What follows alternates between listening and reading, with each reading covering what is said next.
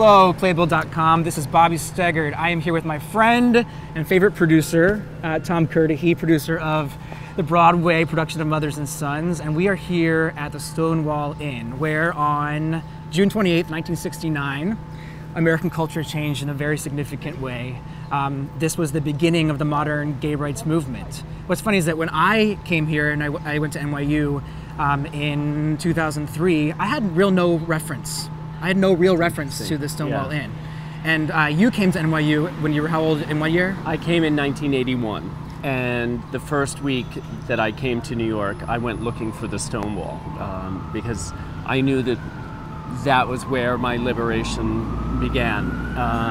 So you had a political and a social context to this place already as a kid? My fear and loneliness drove me to the books, and I went to the Smithtown Library on Long Island and hid in the stacks and read about Stonewall and read about Kinsey, and I learned that there were a lot more gay people than just me, and I applied to one school, NYU.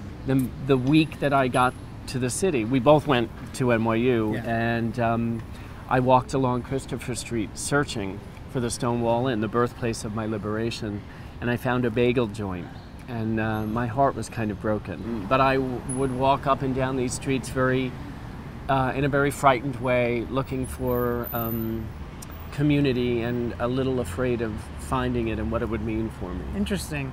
Yeah. I would walk these same streets, and what's interesting is that I had no context, as I said, to Stonewall, and all I knew of it was that it was a gay bar that I was too scared to go into because I hadn't come out yet. I think we should go in and check out the inside. I've never been inside my whole life. Oh, really? Let's do that. Okay, let's go.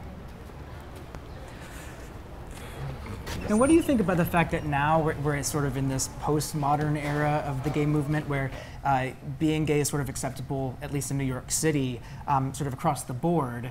Do you think that the cohesiveness of a very central gay community is suffering as a result, or do you think that we're actually just integrating into a far more normal existence as people? Well, I don't think it's suffering. I think that it's the byproduct of growth. Yeah. And I think, I'm 50, Terrence is 75, I'm 50, and I think that every generation has dreams and expectations for the next generation, and I think that next generation always defines itself in the way that they choose to define themselves. Sure. So while I lament the loss of gay bookstores and a more easily identifiable gay culture, I also think this is precisely what we were hoping for. Yeah, in a way, so it's this beautiful historical gay bar is the reason that my generation doesn't necessarily need a gay bar. Exactly.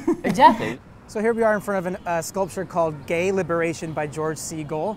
It commemorated 10 years after the riots, the significant event at Stonewall. And it's been a real pleasure to talk about your history with it, my history with it, and hopefully we'll be talking a lot more about the Stonewall Inn as the years go by, as a very important place in both of our histories. I hope so.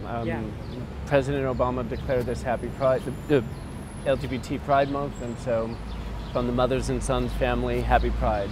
Bye, Playbill. Thanks.